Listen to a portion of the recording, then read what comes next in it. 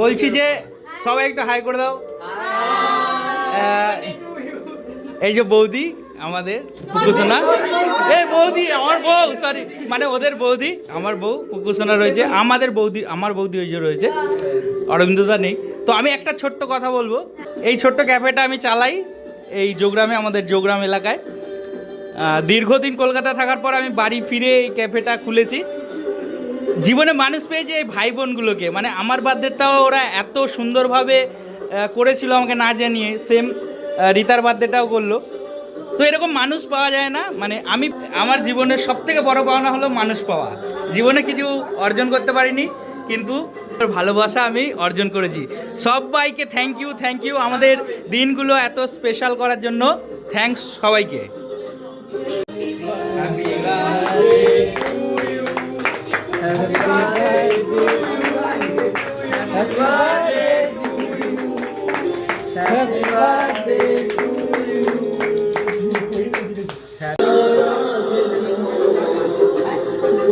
এদিকে বৌদি।